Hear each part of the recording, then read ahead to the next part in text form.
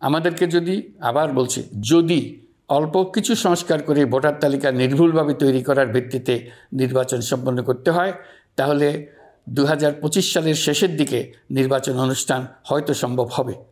আর যদি এর সঙ্গে নির্বাচন প্রক্রিয়া এবং নির্বাচন সংস্কার কমিশনের সুপারিশের পরিপ্রেক্ষিতে এবং জাতীয় ঐকমত্যের ভিত্তিতে প্রত্যাশিত মাত্রার সংস্কার যোগ করি তাহলে অন্তত আরও 6 মাস অতিরিক্ত সময় লাগতে পারে। মোটা দাগে বলা যায় 2025 সালের শেষ দিক থেকে 2026 সালের প্রথমার্ধের মধ্যে নির্বাচনের সময় নির্ধারণ করা যায়। প্রিয় দেশবাসী, যে কোনো সংস্কারের কাজে হাত দিতে গেলে রাজনৈতিক ঐকমত্যের প্রয়োজন। এই ঐকমত্যে পৌঁছানোর প্রক্রিয়া কী হবে?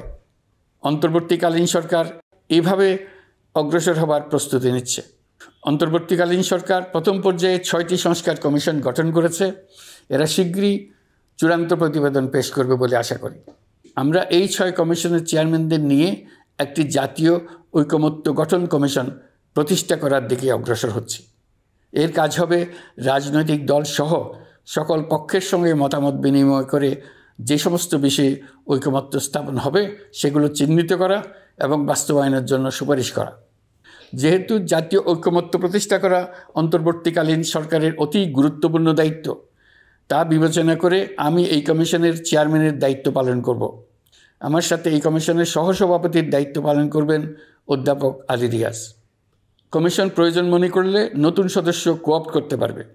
প্রথম 6টি কমিশনের চূড়ান্ত প্রতিবেদন পাওয়ার পর আগামী মাসেই জাতীয় ঐকমত্য গঠন কমিশন তার কাজ শুরু করতে পারবে বলে আমি আশা করছি। এই নতুন কমিশনের প্রথম কাজ হবে নির্বাচন অনুষ্ঠানের জন্য যে সমস্ত সিদ্ধান্ত জরুরি সেই সমস্ত বিষয়ে তাড়াতাড়ি ঐকমত্য সৃষ্টি করা এবং সকলের সঙ্গে আলোচনা করে কোন সময়ে নির্বাচন অনুষ্ঠান করা যায় সেই ব্যাপারে পরামর্শ